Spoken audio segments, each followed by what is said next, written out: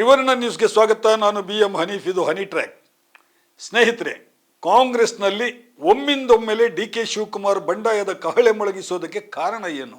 ತಮ್ಮ ಬೆಂಬಲಿಗ ಶಾಸಕರನ್ನ ದೆಹಲಿಗೆ ಕಳಿಸಿ ಟಿವಿ ಮಾಧ್ಯಮಗಳಲ್ಲಿ ಅದು ದೊಡ್ಡ ಸುದ್ದಿ ಆಗೋ ತರ ಮಾಡಿದ್ದೇಕೆ? ರಾಹುಲ್ ಗಾಂಧಿ ಮಾತುಕತೆಗೆ ಸಿಗಲಿಲ್ಲ ಅನ್ನೋ ಸಿಟ್ಟು ಮಾತ್ರ ಇದಕ್ಕೆ ಕಾರಣ ಇರಬಹುದೇ? ಹೈಕಮಾಂಡ್ನಿಂದ CM ಹುದ್ದೆಯ ಭರವಸೆ ಸಿಗಲಿಲ್ಲ ಅನ್ನೋ ಬೇಸರ ಕಾರಣವೇ? ಅಥವಾ DKಶಿ ಬಂಡಾಯದ ಹಿಂದೆ ಬಿಜೆಪಿಯ ಚಾಣಕ್ಯ ಅಮಿತ್ ಶಾ ಕೈವಾಡ ಏನಾದರೂ ಇದೆಯಾ? ಈ ಕುತೂಹಲದ ಪ್ರಶ್ನೆಗಳು ಇದೀಗ ಎಲ್ಲ ರಾಜಕೀಯ ಆಸಕ್ತರನ್ನು ಕಾಡ್ತಾ ಇದೆ. ಈ ಪ್ರಶ್ನೆಗಳ ಹಿಂದೆ ಕೆಲವು ಕುತೂಹಲಕರ ಉತ್ತರಗಳು ಕೂಡ ಇವೆ. ಅವೆಲ್ಲವನ್ನು ವಿವರವಾಗಿ ನಿಮಗೆ ಹೇಳ್ತೀನಿ. ಅದಕ್ಕೂ ಮೊದಲು ನೀವು ನಮ್ಮ ಚಾನೆಲ್ಗೆ ಇನ್ನೂ ಸಬ್ಸ್ಕ್ರೈಬ್ ಆಗಿಲ್ಲ ಎಂದಾದಲ್ಲಿ ಈಗಲೇ ದಯವಿಟ್ಟು ಸಬ್ಸ್ಕ್ರೈಬ್ ಮಾಡಿ ಈ ವಿಡಿಯೋವನ್ನು ಪೂರ್ತಿಯಾಗಿ ನೋಡಿ. ಸಿದ್ದರಾಮಯ್ಯ ದೆಹಲಿಯಲ್ಲಿ ರಾಹುಲ್ ಗಾಂಧಿ ಅವರನ್ನು ಭೇಟಿ ಮಾಡಿದ್ದಾರೆ. ಸಂಪುಟ ಪುನರ್ರಚನೆಗೆ ಓಕೆ ಸಿಗ್ನಲ್ ಪಡೆದುಕೊಂಡಿದ್ದಾರೆ. ಅದಾದದ್ದೇ ತಡ DK ಶಿವಕುಮಾರ್ಗೆ ತೀವ್ರ ತಳಮಳ ಉಂಟಾಗಿದೆ. ಈಗ ಸಿದ್ದರಾಮಯ್ಯ ಅವರಿಗೆ ಫ್ರೀ ಹ್ಯಾಂಡ್ ಸಿಕ್ಕಿದ್ರೆ ಮುಂದೆ 2028ರಲ್ಲೂ ಕೂಡ ತಮಗೆ CM ಅಭ್ಯರ್ಥಿ ಆಗೋ ಯೋಗ ಬರೋದಿಲ್ಲ ಅನ್ನೋದು DKಶಿ ಅವರಿಗೆ ಖಚಿತ ಆಗಿದೆ. ಈ ಮಧ್ಯೆ ಇನ್ನೂ ಒಂದು ವಿಷಯ DKಶಿ ಅವರ ಕಿವಿಗೆ ಬಿದ್ದಿದೆ. ಸಿದ್ದರಾಮಯ್ಯ ಸಂಪುಟ ಪುನರ್ರಚನೆಯ ಜೊತೆಗೆ ಇನ್ನೂ 2 ಸಚಿವರನ್ನ DCM ಮಾಡಲು ಹೊರಟಿದ್ದಾರೆ. ಅದೂ ಅಲ್ಲದೆ ಸಂಪುಟ ಪುನರ್ರಚನೆ ವೇಳೆ ಬೆಂಗಳೂರು ನಗರಾಭಿವೃದ್ಧಿ ಖಾತೆಯನ್ನು ತಮ್ಮ ಕೈಯಿಂದ ಕಿತ್ತು KJ ಜಾರ್ಜ್ಗೆ ಕೊಡಲಿದ್ದಾರೆ. ಇಷ್ಟು ವಿಷಯ ಸಿಕ್ಕಿದ್ದೇ ತರ DKಶಿ ಕೆಂಡಾಮಂಡಲಾಗಿದ್ದಾರೆ. ಒಂದೆಡೆ ತಮ್ಮ ಕಟ್ಟಾ ಬೆಂಬಲಿಗ ಶಿಷ್ಯರನ್ನ ದೆಹಲಿಗೆ ಕಳಿಸಿದ್ದಾರೆ.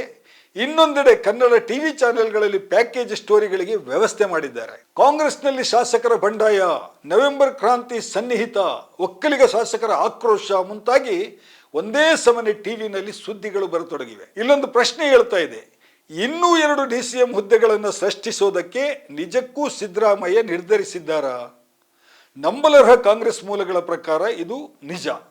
ಇನ್ನೂ 2ರನ್ನ DCM ಮಾಡಿ DKಶಿ ಕೈಯಿಂದ ಬೆಂಗಳೂರು ನಗರಾಭಿವೃದ್ಧಿ ಖಾತೆಯನ್ನು ಕಿತ್ಕೊಂಡ್ರೆ ಅಲ್ಲಿಗೆ ಅವರ ರೆಕ್ಕೆ ಪುಕ್ಕ ಕತ್ತರಿಸಿದಂತೆ ಆಗುತ್ತೆ ಅನ್ನೋದು ಅವರ ಲೆಕ್ಕಾಚಾರವಂತೆ. ಹಾಗಿದ್ರೆ ಹೀಗೆ DCM ಆಗೋ ಇನ್ನೂ 2 ಯಾರು? ಅದಕ್ಕೂ ಸಿದ್ದರಾಮಯ್ಯ ಬಣದಲ್ಲಿ ಹೆಸರುಗಳು ಸಿದ್ಧವಾಗಿವೆ. ಒಂದು ಡಾಕ್ಟರ್ G ಪರಮೇಶ್ವರ್, ಇನ್ನೊಂದು MB ಪಾಟೀಲ್, ಮತ್ತೊಂದು ಸತೀಶ್ ಜಾರಕಿಹೊಳಿ. ಈ 3 ಮಂದಿಯ ಹೆಸರು DCM ಹುದ್ದೆಗೆ ಓಡ್ತಾ ಇವೆ. ಇವರಲ್ಲಿ ಯಾರಾದರೂ 2 DKಶಿ ಜೊತೆಗೆ DCM ಕುರ್ಚಿಯನ್ನು ಹಂಚಿಕೊಳ್ತಾರೆ ಅನ್ನೋದು ಕಾಂಗ್ರೆಸ್ ಮೂಲ ನೀಡ್ತಾ ಇರುವಂತಹ ಮಾಹಿತಿ. ದೆಹಲಿಯಲ್ಲಿ AICC ಅಧ್ಯಕ್ಷ ಮಲ್ಲಿಕಾರ್ಜುನ್ ಖರ್ಗೆ ಜೊತೆಗೆ ಮಾತಾಡುವಾಗ ಸಿದ್ದರಾಮಯ್ಯ ಅವರು ಈ ವಿಷಯವನ್ನು ಪ್ರಸ್ತಾಪಿಸಿದ್ದಾರೆ ಅಂತ ಹೇಳಲಾಗ್ತಿದೆ. ಖರ್ಗೆ ಅವರು ಈ ಬಗ್ಗೆ ರಾಹುಲ್ ಗಾಂಧಿ ಜೊತೆಗೆ ಮಾತಾಡ್ತೀನಿ ಅಂತ ಭರವಸೆ ಕೊಟ್ಟಿದ್ದಾರಂತೆ. 3 DCM ಆದ್ರೆ ತನ್ನ ಪ್ರಾಮುಖ್ಯತೆ ಪಕ್ಷದಲ್ಲಿ ತೀವ್ರವಾಗಿ ಕುಸಿತದೆ.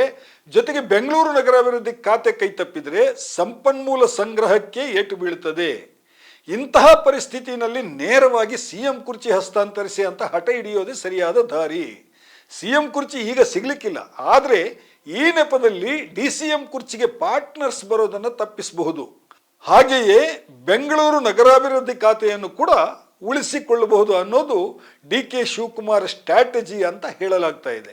ಒಂದು ವಿಷಯವಂತೂ ಬಹಳ ಸ್ಪಷ್ಟ ಇದೆ, ಎದುರಿಗೆ ಸಂಸತ್ ಅಧಿವೇಶನ ಮತ್ತು ಅದರ ಬೆನ್ನಲ್ಲೇ 4 ರಾಜ್ಯಗಳ ಚುನಾವಣೆ ಇಟ್ಕೊಂಡು ಯಾವ ಪಕ್ಷದ ಹೈಕಮಾಂಡ್ ಕೂಡ CM ಬದಲಾವಣೆಗೆ ಕೈ ಹಾಕೋದಿಲ್ಲ. ಕಾಂಗ್ರೆಸ್ ಹೈಕಮಾಂಡ್ ಮುಂದೆ ಈಗ ಇರೋ ಪ್ರಶ್ನೆ ಖಂಡಿತವಾಗಿಯೂ CM ಬದಲಾವಣೆಯದ್ದಲ್ಲ. ಹೈಕಮಾಂಡ್ ಮುಂದೆ ಇರೋ ದೊಡ್ಡ ಸವಾಲು 2026ರ ಆರಂಭದಲ್ಲಿ ನಡೆಯಲಿರುವಂತಹ 4 ರಾಜ್ಯಗಳ ಚುನಾವಣೆಯದ್ದು. ಆ 4 ರಾಜ್ಯಗಳ ಚುನಾವಣೆ ಎದುರಿಸೋದಕ್ಕೆ ಅಪಾರವಾದಂತಹ ಫಂಡಿಂಗ್ ಬೇಕಾಗ್ತದೆ. ಬಿಹಾರದಲ್ಲಿ ದಯನೀಯ ಸೋಲು ಅನುಭವಿಸಿದ್ದಾಗಿದೆ. ಆ ನಷ್ಟವನ್ನು ಕನಿಷ್ಠ ಪಕ್ಷ ಕೇರಳ ಮತ್ತು ಅಸ್ಸಾಂನಲ್ಲಿ ಗೆಲುವು ಸಾಧಿಸಿ ತುಂಬಿಸಿಕೊಳ್ಳಬೇಕಿದೆ.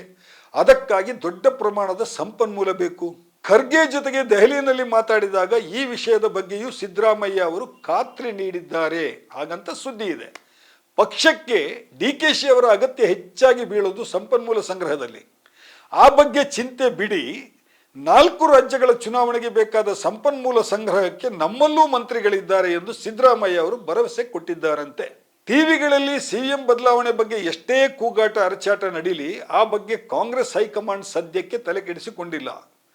DKಶಿ ಅವರ ಜೊತೆಗೆ ಗಟ್ಟಿಯಾಗಿ ನಿಲ್ಲೋ ಶಾಸಕರ ಸಂಖ್ಯೆ 15-16 ದಾಟೋದಿಲ್ಲ ಅನ್ನೋದು ಕೂಡ ಹೈಕಮಾಂಡ್ಗೆ ಮನವರಿಕೆಯಾಗಿದೆ. DKಶಿ ಪರವಾಗಿ ಟಿವಿ ಚಾನೆಲ್ ಆಂಕರ್ಗಳು ಕಳೆದ 2 ದಿನಗಳಿಂದ ಒಕ್ಕಲಿಗರ ಕಾರ್ಡ್ ಪ್ರಯೋಗ ಮಾಡ್ತಾ ಇದ್ದಾರೆ. ಇದರಿಂದಾಗಿ DKಶಿಗೆ ಹೆಚ್ಚು ಹಾನಿಯಾಗಿದೆ ಅಂತ ರಾಜಕೀಯ ವಿಶ್ಲೇಷಕರು ಹೇಳ್ತಾ ಇದ್ದಾರೆ. ರಾಜ್ಯದಲ್ಲಿ ಒಟ್ಟು 46 ಮಂದಿ ಒಕ್ಕಲಿಗ ಶಾಸಕರು ಇದ್ದಾರೆ. ಅವರಲ್ಲಿ ಕಾಂಗ್ರೆಸ್ನಲ್ಲಿರೋ ಶಾಸಕರು 23. ಇವರಲ್ಲಿ ಹೆಚ್ಚೆಂದರೆ 7-8 ಜನ ಒಕ್ಕಲಿಗ ಶಾಸಕರು ಮಾತ್ರ ಈಗ DKಶಿ ಜೊತೆಗೆ ಕಾಣಿಸಿಕೊಂಡಿದ್ದಾರೆ. ಹೈಕಮಾಂಡ್ಗೆ ಇದು ಚೆನ್ನಾಗಿ ಗೊತ್ತಿದೆ. ಹಾಗಾಗಿ ಅವರು ಟಿವಿಗಳಲ್ಲಿ ಪ್ರಯೋಗ ಆಗ್ತಾ ಇರುವಂತಹ ಒಕ್ಕಲಿಗ ಕಾರ್ಡ್ ಬಗ್ಗೆ ಕೂಡ ಅಷ್ಟಾಗಿ ತಲೆ ಕೆಡಿಸಿಕೊಂಡಿಲ್ಲ ಅನ್ನೋ ಸುದ್ದಿ ಕೂಡ ಇದೆ. ಸ್ನೇಹಿತರೆ, ಇದಾಗಿತ್ತು ಇವತ್ತಿನ ಹನಿ ಟ್ರ್ಯಾಕ್. ಇನ್ನೊಂದು ವಿಷಯದ ಜೊತೆಗೆ ಮತ್ತೆ ನಿಮ್ಮ ಮುಂದೆ ಬರ್ತೇನೆ. ತ್ರಿವರ್ಣ ನ್ಯೂಸ್ನ ಸ್ಪೆಷಲ್ ಸ್ಟೋರಿಗಳನ್ನು ನೋಡ್ತಾ ಇರಿ. ನಮಸ್ಕಾರ.